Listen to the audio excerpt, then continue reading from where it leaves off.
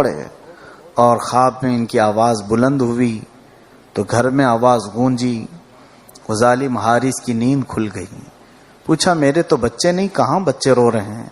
بیوی نے کہا پڑوس کے بچے ہوں گے, سو جاؤ. اس نے کہا نہیں, میرے گھر سے آواز آ رہی ہے.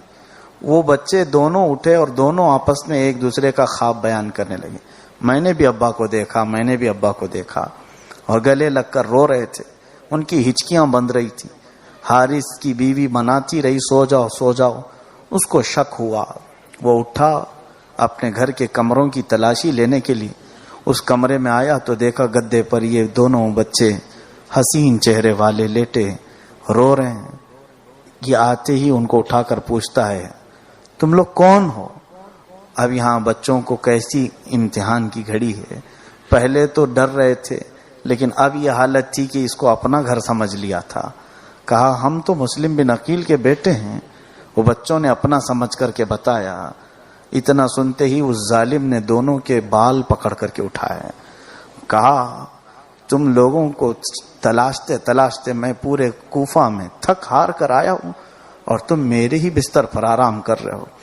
جب وہ بچوں کے نرم بال پکڑ کر کے اس نے کھینچا تو ان کی چیخیں نکل گئیں. آواز زور ہوئی تو دونوں کے چہروں پر اس نے تماچے مارنے شروع کیے. کہا زیادہ آواز نہ کرو, پڑوسی جاگیں گے.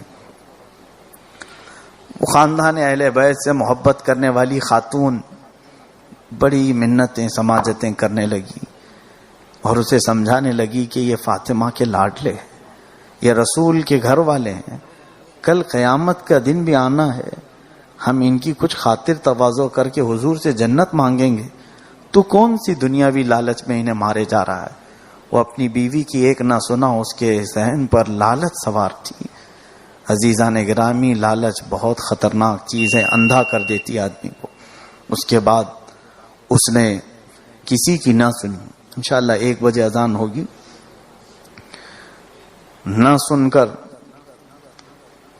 ان دونوں شہزادوں کو گھسیٹنے لگا, اپنے گھر کے باہر لے جا رہا تھا. اس کی بیوی اس کے قدموں میں گر گئی روتی ہوئی. اس نے اپنی بیوی کو اتنا مارا کہ اس کی آنکھ پھٹ گئی اور اس کی ناک پھوٹ گئی اور اسے بے ہوش کر کے اپنے گھر چھوڑ دیا. اور یہ دونوں بچوں کو گھسیٹتا ہوا لے گیا. پوچھا ان بچوں نے ٹھیک ہے ہم آ رہے ہیں, جانا کہاں ہے؟ بولو تو صحیح, ہم چل کے آئیں گے. کیوں اس طرح سے ہمارا گریبان پکڑ کر کے کھینچے جا رہے ہو؟ اس ظالم حارث نے کہا وہیں جانا ہے جہاں تمہارے باپ گئے ہیں. تمہارے باپ جہاں گئے وہیں تم کو بھی جانا ہے. دونوں شہزادوں کو کھینچتے ہوئے دریائے فرات کے کنارے لایا اور ان بچوں سے کہا کہ اب تم تیار ہو جاؤ, میری تلوار تمہاری گردنیں اڑانے والی ہیں. چاند جیسے چہرے, گلاب جیسی پنکھڑیوں والے ہونٹ کپ کپانے لگے اور نرم و نازک گلے. ہم تو بکرے کو بھی ذبح کرنے سے پہلے آنکھیں بھر لیتے ہیں.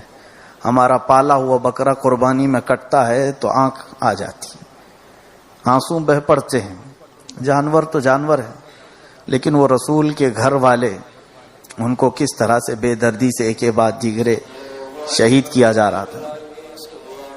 1 بجے اذان دینے والا. بول رہا ہوں سمجھتے نہیں کیا؟ بول کے بھی بھیجا ہوں میں یہاں سے. ہو جاؤ جان آخر پہ بولا اللہ اکبر اللہ اکبر.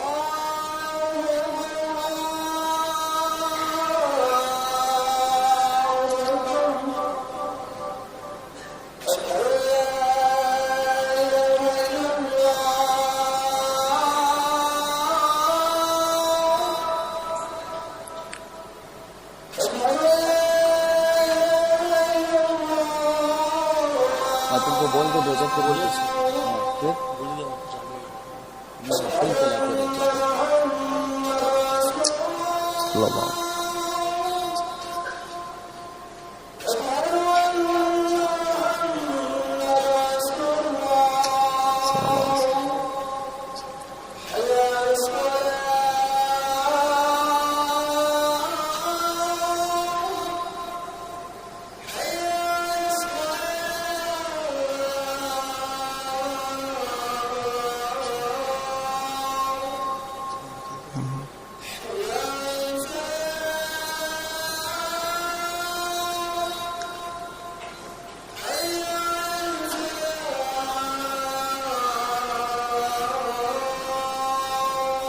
حی علی الفلاح. ماشاء اللہ.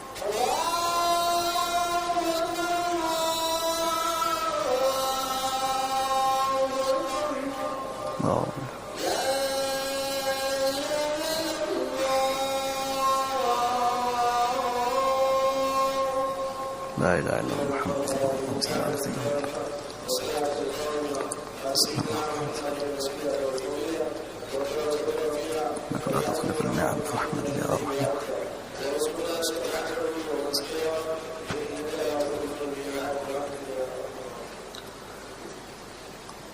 آپ لوگ سننے کے موڈ میں ہیں تو میں سناؤں. بھائی بیمار آدمی جب سنانے کو تیار ہے تو صحت مند لوگوں کو اور بھی بیٹھنے کے انتظار میں ہونا چاہیے. اور یہ کبھی کبھار ہم سنتے ہیں بیٹھتے ہیں.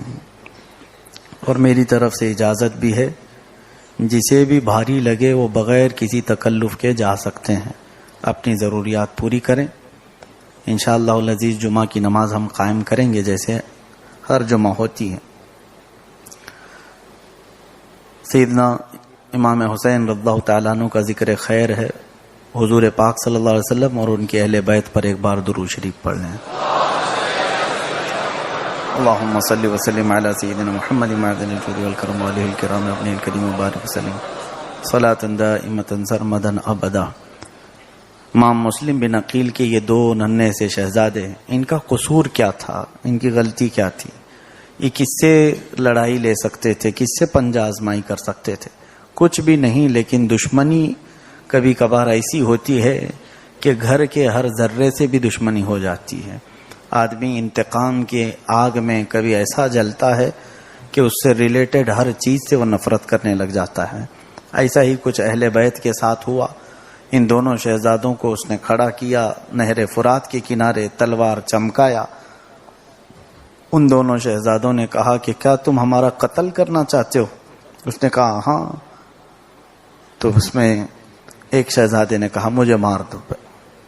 بڑے شہزادے کہنے لگے میرا قتل کر دو.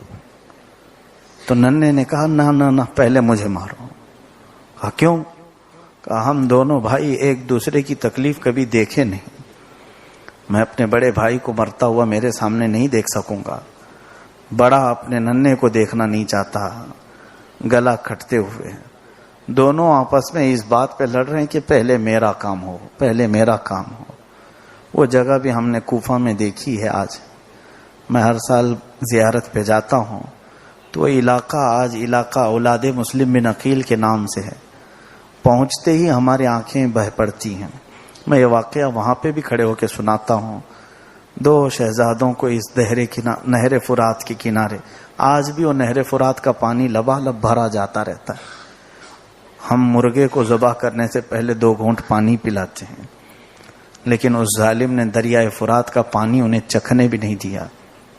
ایسی حالت میں جب وہ آپس میں بحث کر رہے تھے کہ پہلے میرا خاتمہ کرو, پہلے میرا خاتمہ کرو, تو اس ظالم نے چیخ کر کہا خاموش ہو جاؤ, یہ بحث کا وقت نہیں, تم دونوں کی خواہش پوری کرتا ہوں. یہ کہہ کر کے اس نے تیز اتنی تلوار چلائی کہ دونوں گردنیں ایک ساتھ اڑی, ہوا میں لہراتی ہوئی ریت پر آ کر گر گئیں. اسی لیے وہ ریت بھی کتنے گلاب اپنے اوپر لی ہوئی ہے, کتنے بکھرے ہوئے ہیں مدینے کے پھول. کربلا تیری قسمت پہ لاکھوں سلام. جس جگہ دیکھو ریت پر ایک ایک کربلا میں گلاب رسول اللہ کے خاندان کا بکھرا پڑا ہوا ہے.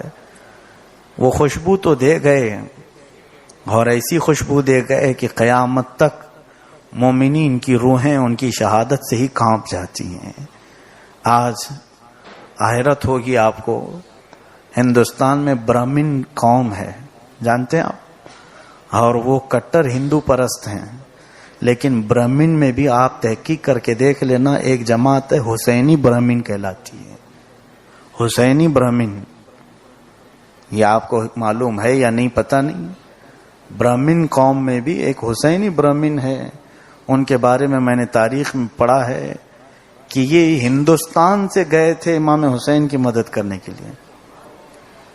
ہندو تھے, کافر تھے, کربلا کے بارے میں, لیکن پہنچے نہیں تھے, نہ کربلا کی جنگ میں تھے. کئی دنوں بعد پہنچے واقعہ سب ختم ہو گیا.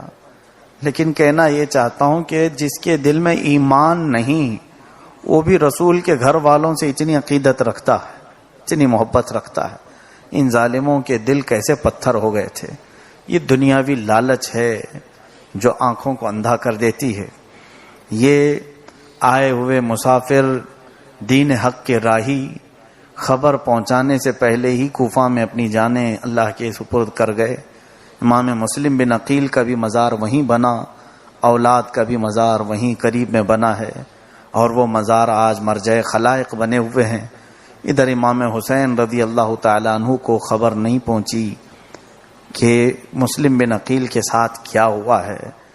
آپ نے پہلا والا خط دیکھا کہ کوفہ کے حالات بڑے اچھے ہیں, اپنے گھر والوں کو خوشخبری دی کہ چلو مسلم نے اچھی خبر پہنچائی ہے. سب چل پڑے, منزل در منزل قصیدے پڑھتے ہوئے نکلے تھے, اور کوفہ آنے کو ابھی تھوڑا وقت باقی تھا یا تھوڑی منزلیں. ایک خط پہنچ گیا, امام مسلم بن عقیل اور ان کے بیٹوں کو شہید کر دیا گیا ہے. امام حسین رضی اللہ تعالیٰ عنہ نے اس وقت کہا, اے اللہ اب ہماری آزمائش شروع ہو چکی ہے, اب ہمارے ابتلا کا وقت شروع ہو گیا. یزید نے ایک کام مکمل تو کر دیا تھا, ابن زیاد کے ذریعے سے کوفہ سے امام مسلم بن عقیل اور ان کے بچوں کو شہید کروا دیا.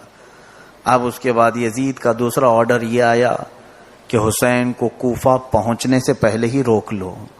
کوفہ اگر پہنچ گئے تو جس طرح کوفیوں کا دل تمہارے آنے سے بدلا تھا, کہیں حسین کے آنے سے پھر نہ بدل جائے, اس لیے حسین کو پہلے ہی روک دو. 1000 کا لشکر حر بن یزید کے ساتھ کوفہ سے بہت دور ہی بھیج دیا گیا.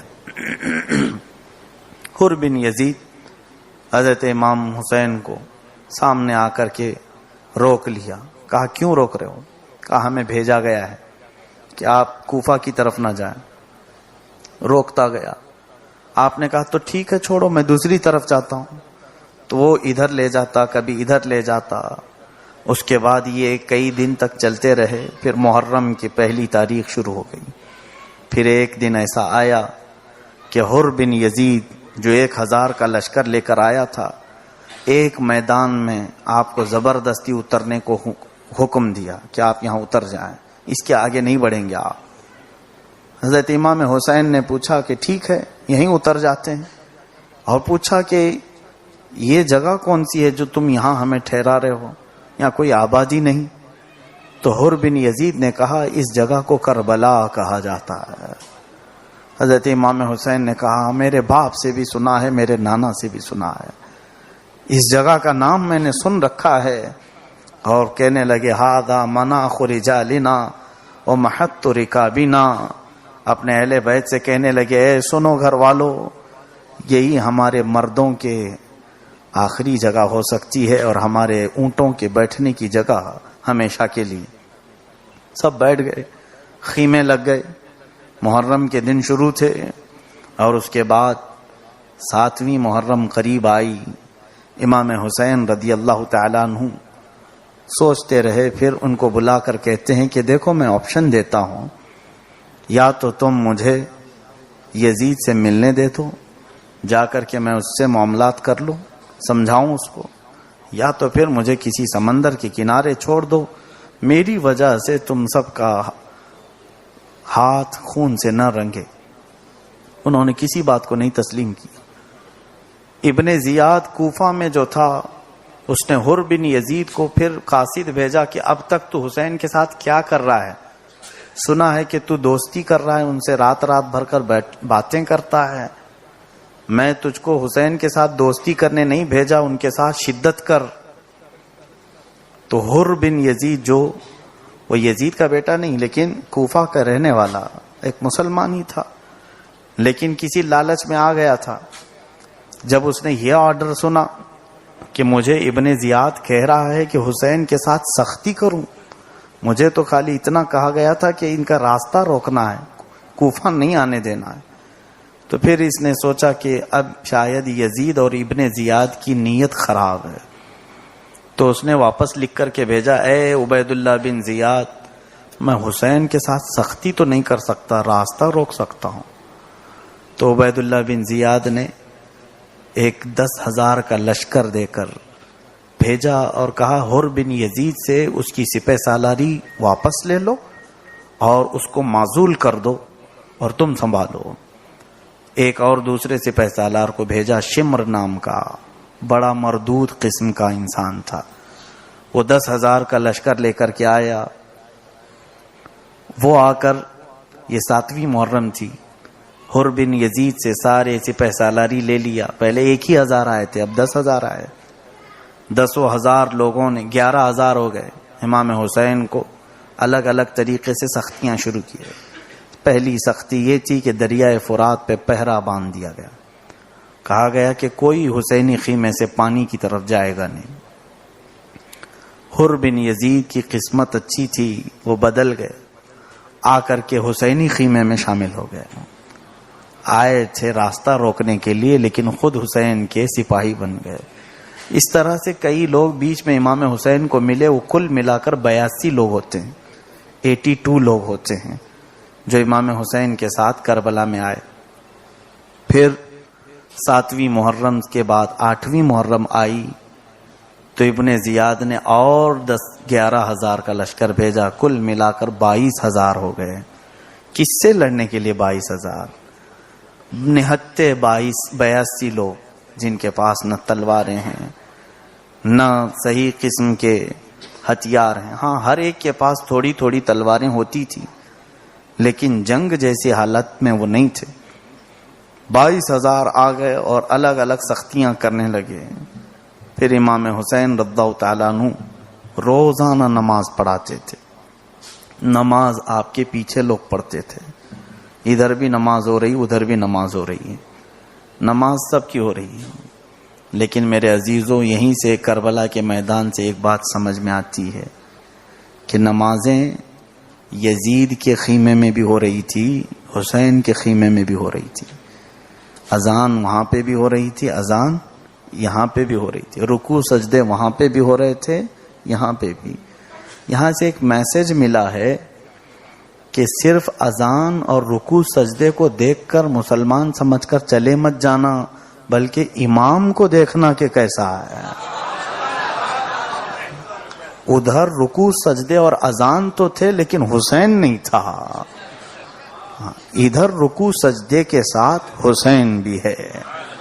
یہ میسج کربلا سے ملا ہے کہ ایمان یہ دیکھنا ہے کہ امام اگر درست ہے تو ایمان بھی درست ہے۔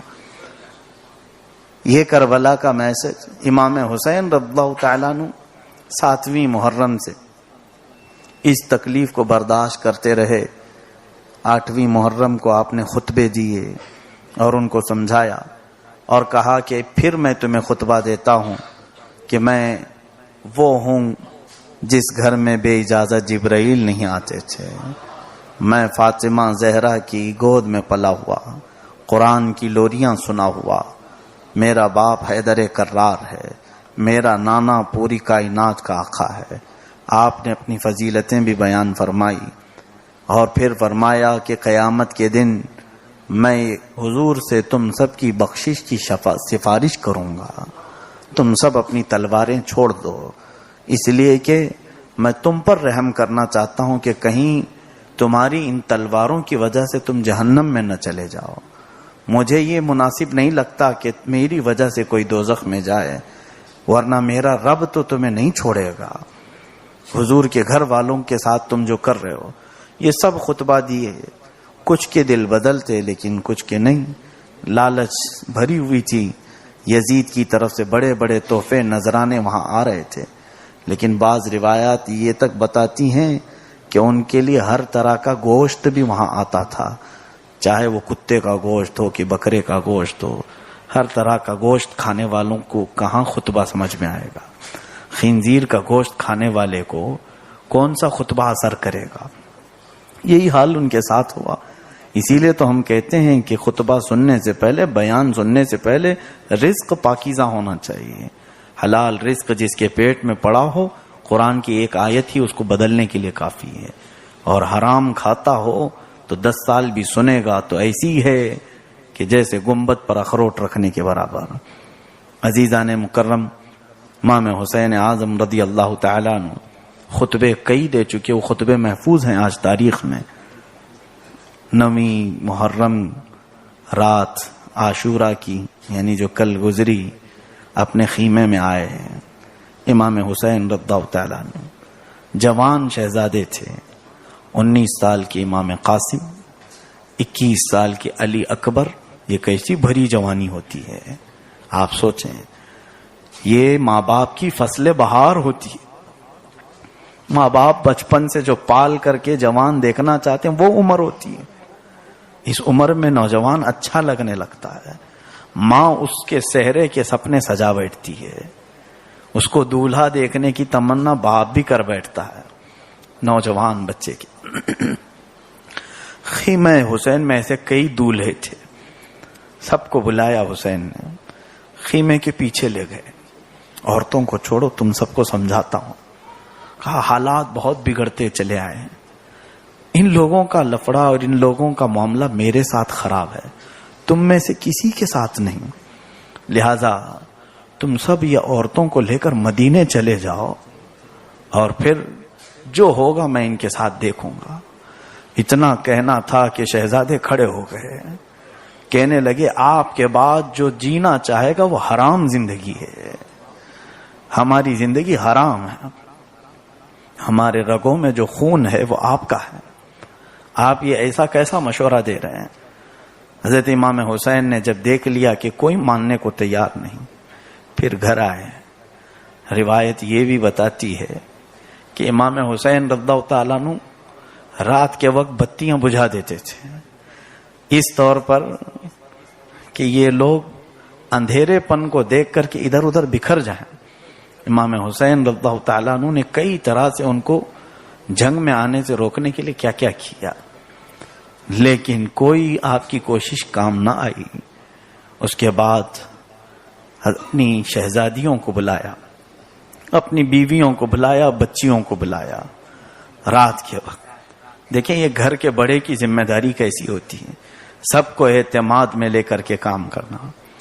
اور خاندان میں بچیاں ایسی تھیں، بی بی سکینہ 9 سال کی بچی ہیں، اور آپ کے ساتھ حضرت شہر بانو کے بچے، زینب کے بچے، اون و محمد، یہ سب چھوٹے بچے تھے اور بچیاں بھی تھیں۔ سب کو بلا کر خواتین کو ایک پیغام دیتے ہیں کہ اے رسول اللہ کے گھر کی عفت مآب شہزادی ہو، آج تم سب کے امتحان کی گھڑی ہے۔ میں یہ دیکھ رہا ہوں کہ میرے خون کے لوگ پیاسے ہو گئے ہیں، بہت بڑا لشکر یزید نے بھیج دیا ہے، ایک کام میں اگر کہوں تو کیا تم سب میری بات کو مانو گی؟ دیکھیں کتنی بڑی بات حسین کہہ رہا ہے۔ کہتی ہیں خواتین مولا آج تک کبھی ہم نے نافرمانی کی ہے؟ حسین اعظم نے کہا کہ وعدہ کرو۔ کہتی ہیں بات تو آپ کریں، وعدے جیسی کوئی حالت بھی نہیں آئے گی۔ حسین اعظم کہتے ہیں اے میری بیویوں، اور اپنی بہن کو کہتے ہیں زینب تمہارا مقام پورے گھر میں سب سے بلند ہے۔ فاطمہ کا چہرہ لی ہوئی تھی، شبیہ تھی، حضرت فاطمہ کی لاڈلی بیٹی تھی، حسین اعظم کی چھوٹی بہن تھی، عمر اس وقت ان کی 55 برس سے زیادہ کی تھی، بڑی حسین جمیل دکھتی تھی۔ حضرت امام حسین کہتے ہیں زینب، شہربانو، خواتین اپنے گھر کی، وعدہ کرو گے میری ایک بات کا؟ سب کہتی ہیں وعدہ کیوں لے رہے ہو مولا، اب تک ہم آپ کی کسی بات کا رد نہیں کرتی۔ آپ نے فرمایا سنو میری ایک بات پوری کرو، یہ میرے جو بچے علی اکبر اور قاسم میری بات نہیں مان رہے ہیں، تم سب انہیں منع کر کے مدینے لے چلو، مدینے لے جاؤ، اس لیے کہ میں کربلا میں تنہا لڑنا چاہتا ہوں، میری وجہ سے میرے خاندان کے کوئی بھی بچے پر کوئی بات نہ آئے۔ خواتین میں سے پہلے زینب پکارتی ہیں، کہتی ہیں مولا یہ ایک ہی بات اور آخری بات ہے جو ہم آپ کی ماننے سے عاجز ہیں، اس لیے کہ وہ بچے بھی ہم نے جو پالے ہیں وہ آپ کی حفاظت کے لیے پالے ہیں اور دین رسول کے لیے پالے ہیں، آج وہ موقع آ گیا ہے تو آپ واپس کیوں بھیج رہے ہیں؟ عزیزان گرامی، اس کے بعد 10ویں محرم کی شروعات تھی، عاشورہ کا دن تھا. کیسا حسین اتفاق ہے کہ وہ کربلا کے دن جو عاشورہ آیا تھا جمعہ کا دن تھا. آج پھر سے جمعہ پلٹ آیا ہے. آج پھر سے جمعہ پلٹ آیا ہے. اور کبھی مجھے ایسا بھی محسوس ہوتا ہے کہ کربلا ابھی چل رہا ہے, اتنا پرانا نہیں لگتا. سچ بتاؤ, اپنی ضمیر پر ہاتھ رکھ کر کے جب آپ سن رہے ہو تو کیا تمہاری آنکھوں میں کربلا کا منظر نہیں گھومتا؟ وہ میدان, ریتیلا میدان, ہر جگہ شدت کی گرمی سے پیر زمین پر رکھنے کو نہیں, اور دور سے نہر فرات بہہ رہا ہے, لیکن سارے یزیدی ادھر کھڑے ہوئے ہیں, سب اس نیزے بھالے لے کر اس کی چوکیداری کرتے ہوئے کھڑے ہیں, اور ایسے کھڑے ہیں کہ کسی بھی حسینی کو وہاں جانے نہیں دیتے. صبح کا وقت جیسے ہی شروع ہوتا ہے, مولا حسین نے کہا کہ ہم اپنی جانب سے کوئی شروعات نہیں کریں گے. ادھر 22,000 کے لشکر سے ابن سعد نام کا مردود خبیث, اس نے اپنے فوجوں میں سے کہا کہ یہ دن ایسے ہی چھوڑ دیے جائیں تو ہم پر بھاری پڑ جائیں, لہذا تیر چھوڑو. خیمہ حسین کی طرف پہلا تیر ابن سعد کی طرف سے آیا. خیمے میں جیسے ہی آیا تو امام حسین نے کہا انہوں نے جنگ کی شروعات کر ہی ڈالی, میں آخر تک دیکھنا چاہتا تھا کہ یہ چھوڑ دیں گے.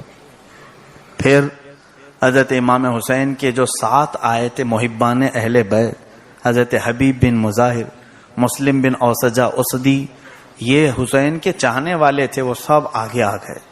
کہنے لگے مولا حسین اپنے شہزادوں کے ساتھ, اپنے بھائی بہنوں کے ساتھ آپ خیمے میں بیٹھے رہے ہیں, ہم سب سے پہلے میدان میں جاتے ہیں اور ان کا جو حشر ہم کریں گے آپ دیکھتے رہیں, بس آپ ہماری پیٹھ کو تھپ تھپاتے رہیں. آپ نے فرمایا میرے ساتھیو تم تو ایسے ساتھ دینے کے لیے آئے تھے, لڑنے کے لیے تھوڑی نا. انہوں نے کہا ہمارے جسم کا آخری خون کا قطرہ گرنے تک ہم یہاں سے جائیں گے نہیں. حسین اعظم کو بٹھایا میدان میں. پہلے مسلم بن اوسجہ اسدی, حبیب ابن مظاہر نکل کر آئے, بہت للکارا یزیدیوں کو, اور ہر طرح کے ان کو تانے بھی مارے کہ تم سب کس ماں کا دودھ پی کر کے آئے ہو اور کس ماں کا دودھ پیے ہوئے سے لڑنے آئے ہو. ذرا اپنی ماں کو حسین کی ماں سے موازنہ کر کے دیکھ لیتے ہیں, تمہاری ماں کون ہے اور حسین کی ماں کون ہے, اور تم لڑنے کے لیے کس کے پاس آئے ہو جس کا بابا شیروں کا شیر ہے, اسد اللہ الغالب ہے, اور تمہارے سب کے باپ جھوٹے اور مردود ہیں. یہ محبان اہل بیت کی محبت کی گرمی تھی جو نکلتی جا رہی تھی. سب سنا ڈالا یزیدیوں کو. یزیدی آئے, مقابلہ کرتے رہے, اور مقابلہ ایسا کہ دو بدو ہوتا رہا. یزیدیوں کی طرف سے 2 آتے تھے ان کے مقابل میں, اور ایک ایک گھوڑوں پر بیٹھ کر لڑائی ہوتی رہی. صبح صبح فجر سے شروع تھی, اور اس کے بعد یہ محبان اہل بیت ان یزیدیوں کے خیموں میں گھر جاتے تھے. ان کو ایسا قتل کر دیا جاتا تھا کہ ان کے جسموں کی بوٹیاں ہو جاتی تھیں, پھر وہ واپس آ بھی نہیں پاتے. امام حسین دیکھ رہے ہوتے. اس کے بعد مولا حسین نے دیکھا اپنے خیمے کی طرف, تو ابھی دیکھا بھی نہیں تھا. آپ سوچ رہے تھے کہ میں اٹھ کر کے جاؤں, تو اچانک دیکھا امام حسین رضی اللہ تعالیٰ عنہ کے سگے بھائی امام حسن کے بیٹے امام قاسم دولہے کی شکل سے اپنی چوکھٹ سے باہر آ رہے تھے. امامہ سر پر لگا ہوا ہے. کہا کہاں؟ کہا مولا میں تو صبح سے تیاری میں ہوں, بس آپ کی اجازت کی دیر ہے, میں صبح سے تیاری میں ہوں. کہا بیٹا تم میرے مرحوم بھائی کی آخری علامت ہو, حسن کے انتقال کے بعد میں تم کو دیکھ کر دل ٹھنڈا کرتا ہوں. امام قاسم نے کہا کہ سرکار آپ اجازت دیتے. اپنے چچا سے اجازت لے کر یہ حیدر کرار کا پوتا میدان کربلا میں چمکا, اور ایک ہی تلوار سے کئی لوگوں کو فنا فی النار کرتا رہا, اور پھر پلٹ کر کے ادھر آتا, کہتا یا امتا, چچا تھوڑا پانی مل جائے گا تاکہ میں اور کو فنا فی النار کروں. لکھنے والوں نے